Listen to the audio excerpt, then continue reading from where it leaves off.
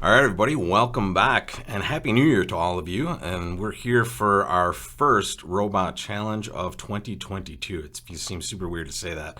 But we're here and we're ready to go. We're going to play match points this week.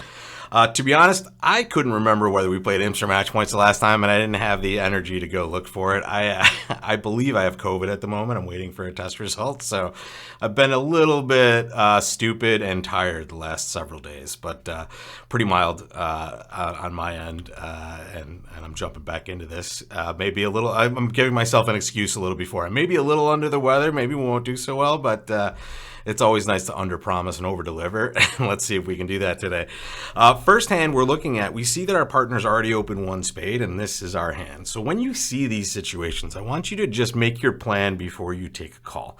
And the two things you have to understand with this particular hand are, number one, you're going to play game. Number two, that game is going to be in spades, right? So some of you might see a hand like this and just bid 4 spades, which is probably the limit of this hand. We don't expect to bid a slam here. We only have 14, and in these particular tournaments, we have a best hand situation going on, so we know partner cannot have more than 14 points. So our goal is to just describe our hand the correct way and correctly get our side to the game we expect to make, which is 4 spades. So what raise can we use here? There's only one. You cannot bid Jacoby 2 nor Trump, which is some of you might see this and make that call automatically because it's a game forcing hand and you have a spade fit, but you don't have enough spades, right? It's always a 4-card raise. This is a 2-step process, folks. We're going to game force by bidding 2 over 1. We have an easy 2-club bid here. And then make sure you understand that your next call is going to be a raise of that spade suit, right? You have to have that 2-step process here. Step 1, make your game forcing values obvious to partner. Step 2, raise partner's suit. Right, so here we're just bidding 3 spades. If you had a minimum, like a balanced 13-ish or like a semi-balanced 13 that you were adding values to get to that 13, you would jump to 4 spades here after partner bids 2. Here you just bid 3 to show, hey, partner, I have a little bit extra. And again, we should know that we're not going to be pursuing slam, but I want you guys to make the correct bid when it's available. And here, with more than just your garden variety game forcing hand, you have a beautiful 14 solid high card points with a shortness value in hearts, and you have an amazing side source of tricks. So this is a hand where, you might not be surprised if you luckily take 12 tricks sometimes in a spot like this, but here you're not going to be pursuing this slam. You are simply going to be happy you got to the game you were supposed to get to. All right, here we go. Now, one thing you just need to recognize when you play a robot tournament, you always declare. So this lead has come from the East player's hand, right? Our partner's the one that opened spades, so they're the ones that are going to be playing it. And this lead is pretty much good news, bad news. I mean, it's good news because they're leading towards the king. We're always going to take a trick with this heart now. Bad news is we may have been able to pitch these hearts away on clubs, right? Not very likely that they're going to miss 2 chances at this because notice we also have a spade loser. So to be really lucky in a hand like this, you would have to avoid a heart lead twice. And it looks like they're getting to the business of creating their heart tricks. And now what, folks? What should our plan be at this point? Take a moment, make your plan. At least initially, it should be to draw some trump, guys. All right, we want to draw trump in a situation like this because we can still get rid of losers on other cards that we have in our hand, but also we should want to, when we have a long side suit, and recognize this is what's happening here. We have a nice long side suit. The recipe for success usually is going to be draw trumps and run our long side suit, right? Because we want to run that long side suit uninterrupted. There's an issue here, though. We're going to, on a dream scenario, we'll have 3 pitches in clubs. And what I mean by that, folks, is we can see there's 2 in the dummy, there's 5 in our hand. That's 7. If they divide 3-3 between the 2 hands, right, we're going to run the ace, king, and the queen, and then we'll pitch a heart on the club, the 6 of clubs, and then we'll pitch a diamond on the 4 of clubs, thus avoiding a diamond finesse and avoiding a heart loser. That's great. But if clubs don't break evenly, we might need to do just a little bit more work. In fact, we're going to get 1 pitch on the queen of clubs. We're going to get 1 pitch on the queen of clubs with a heart and another on one of those small clubs with a diamond. One thing that is also present here, though, folks, is the classic, hey, we are short in a side suit. We're void in hearts. and we're relatively short in the trump suit, right? So this is another competing piece of information here. Hey, do we trump in the shorthand first? Both these things are happening here. My goal here is to get rid of trump as quickly as I can, and notice I can draw a round of trump and still have the ability to ruff a heart and dummy. I'm going to draw trumps with my big trumps in my hand, because now if there's some weird thing happening in heart, I can still over ruff in this suit. And now I have the best of all worlds. We don't have to worry about anything now that we're able to realize this ruff. And we could have drawn a second round. Let's say they lead, I don't know, a diamond back. We could win ace of diamonds, cash a spade, and then ruff a heart if we want to. That's a little bit risky here. We're very lucky they just let a heart and we're able to take our ruff. And at this point, we get to draw trump like we said. Boom, boom. We'll draw to completion. We can pitch a club now. We don't need all these pitches at all. Trumps are dividing 3 and 2, and we'll play the ace of clubs, the king of clubs. There goes our losing diamond over there, thus avoiding a finesse. And boom, we have all the rest. And we will claim. We'll take a quick peek at this in the results screen afterwards as well. Let's see how this is going to stack up. Looks like it's going to be pretty good. You can't take more than 11 tricks when they take their heart right away. Well, let's take a look at those results real quick. So yeah, very, very standard stuff. The clubs were 3-3, so really there's no, you're not gaining anything on this hand by being taking a different line, essentially, right? So the simplest line would have been to actually draw trump to completion and then play ace, king, queen of clubs, and when they break, you have enough pitches. If they don't break, you can still ruff a club, use a diamond to get over to your hand with the king. And now you're able to use that fourth club to pitch.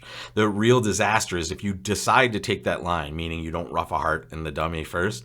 If clubs are 5-1 or worse, now you're just not going to be able to pitch anything again. You're still going to have a diamond finesse to take, though, right? So that would have been a scenario where you might have had a different line had the clubs broken less evenly. You still had a fallback, though, with that diamond finesse for sure. All right, guys, so that's board number 1. Again, match points, we don't expect it to be any different, right? We have a heart and a spade loser pretty much 100% of the time, especially when they lead a heart at trick 1 and they take their trick, and we're done, right? So happy. That should just be an average result, right? We wouldn't expect anything to be any different there. And here we see another spade hand, it looks like, right? We have a nice 13 count. We're not going to ever open a no trump. In a case like this, let's talk practically.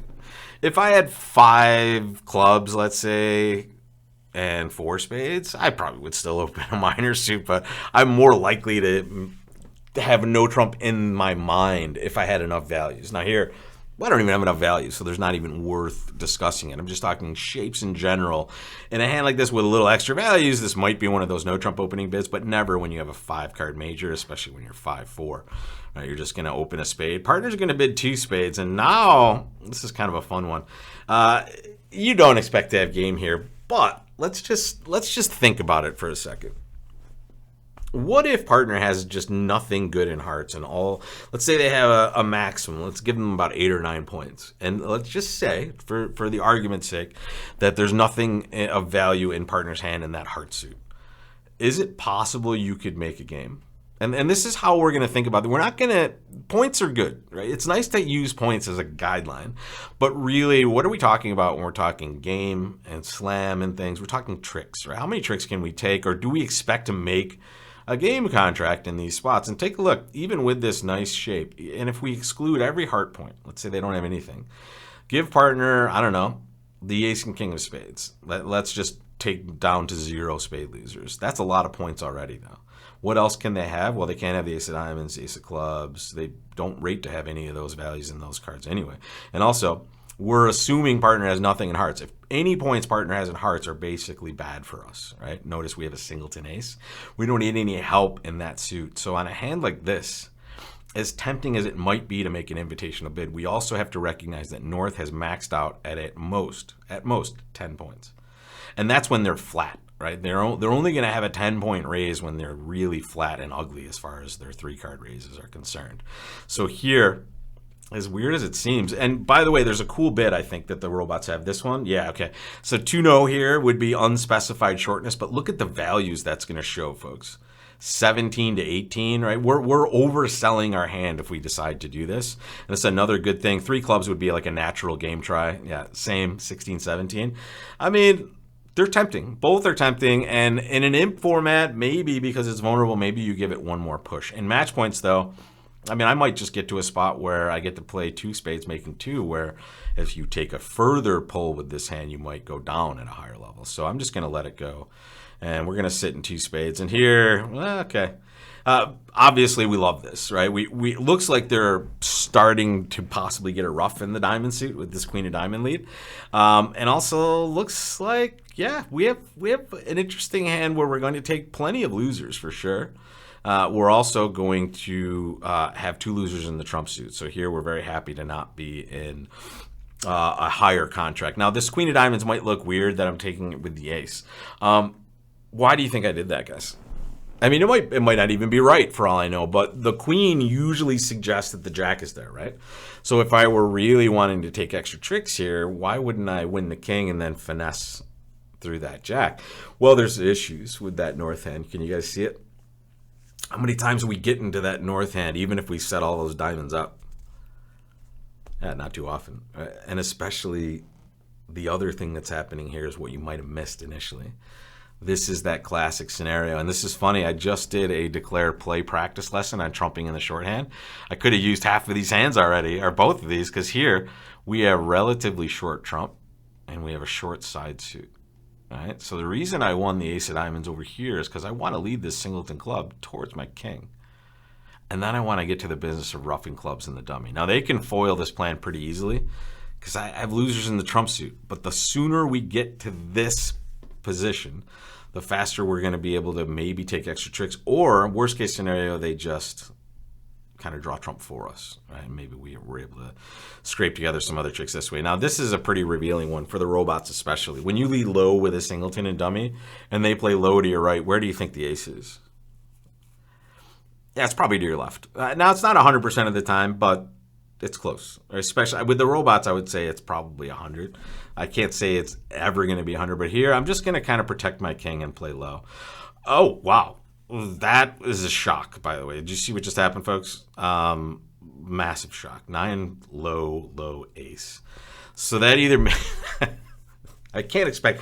Why would West play low from Queen Jack 10 or East? Excuse me, our right hand opponent. That seems really weird that they would do that and that West would win the ace. I would guess West probably has ace jack or ace queen tight, something like that. I guess we'll find out in a second. But here they're giving us maybe another trick. Look at that. So the play we made initially in diamonds probably caused this. And here's what I mean. When we hopped up with the ace, right, the lefty's probably like, well, it sounds like my partner has the king of diamonds here. It's safe to lead this. When in reality, they are setting up a ruff for themselves, but they're giving us an extra trick in the wash as well. And they're also allowing us entry to our hand to do something important. Ruff a club. Boom, boom. All right, queen of clubs on our right wasn't that much of a surprise. Here I'm playing the queen of hearts just to see if they cover it. Here we're going to take another spot here. We're going to ruff another club. There's the queen jack. And now that we've done our work, we must draw trump. And we're probably going to see either a diamond or a club or both get ruffed. But we've done our work as best as we can at this point, and now it's time to get rid of their trump to keep this from happening. Let's see what they return. Club, this might get rough. Ooh, nice. It didn't get ruffed, and they did. They ducked from Queen Jack 10 fourth, at least in this place. We're going to see a nice lesson for the robot afterwards. Let's hope we get a break in the trump suit. Yeah, and now probably diamond ruff. Yep, here it comes. And then we'll take the rest, though. And take a look. We only make 9 tricks. And I have to say, we played this hand pretty darn well to take those 9 tricks. So, and this one, we might have gained a match point or 2 just based on the lucky lay of this hand. And notice the disaster that befalls East here. They lead pretty normal lead from that hand. I can't say it's pretty normal. I'll say I was wondering why they would lead queen from queen double, because historically it's not a very good lead. However, you can see their problem, right? They're leading either away from king fourth of hearts, ace fourth of clubs, or the spade suit. Now, for me, I think a very reasonable choice with West's hand as far as a lead would be the 5 of spades. And don't freak out. I know that's leading away from an ace technically, but that's the trump suit, right? That suit is never going to be or that ace of spades is never going to not be a winner, is what I'm trying to say. Right? So here you can lead low, and now you're drawing trump and also just safely exiting your hand. Really what West should be thinking about here with their queen X of diamonds and their king fourth and their ace fourth. I need to safely exit my hand. What's the safest one? Probably the five of spades. And this is interesting because it's an efficient way to draw trump. The five of spades will go to East king and they'll be shocked that they're winning. And now they can see that club position. They'll fire another spade and now it'll go ace of spades spade. And now the opponents have drawn 3 rounds of trump. And let's see, let's get to the robots and see what they say here. What would a spade lead have given them here? Actually, it's not. They've led the queen of diamonds. Let's see if we can get it to this point. There we go. Yeah, my goodness. The five of spades beats us a trick. Take a look. And honestly, almost anything else will hold us to 2. But look, the five of spades will keep us from that perfect club position that we were able to realize. But let's take a look at how the play went and notice the other huge mistake. It's at trick 2. You got to play the 10 of clubs East. Split your honors, right? You have to split your honors in this spot to make sure a disaster like this doesn't happen where South just says, okay, well, you didn't play your ace, so you don't have it. I'm just going to let West either win a low card and try to rough the ace out, or in this case, I'm going to be happily surprised by knocking the ace out with this lowly 9. So as a good player with the East players cards, you have to split that just to make sure something like this doesn't happen. All right, so here I would expect this to be 100% for us, right? Not only did we avoid a higher contract, we avoided either making 2 or going down 1, which was possible. We made 3, right? So pretty darn good. And here, big things at play. And you'll notice, I think this was the killer for them. They probably can't hold it now, yeah. They still can by leading trump. And we knew that, right? We knew if they let a trump at this point, we would be more towards the making side than the over tricks. But here, when they do not lead a trump, they just give us free will to not only take that extra diamond right away, which we end up losing by getting a rough later, but we get to rough those clubs. That's the huge win for us, right? That's why we made an over trick. So good start to this new year, this first challenge of 2022. Probably, I would guess 50%, 100% so far, right? But at worst, it's 50-50, right? So the first board couldn't be more average, but the second board, I think we really... we made the maximum for sure in this one. So take a look at this next hand, folks. This is where we're starting off on Tuesday. What will you open this hand? What do you think I will do? Check with me tomorrow, guys, and you will find out exactly what happens on boards 3 and 4. And stick with me the rest of the week, folks. We'll see if we can scrape together a victory after 2 solid boards to start this first challenge of 2022. I'll see you next time, folks. Take care.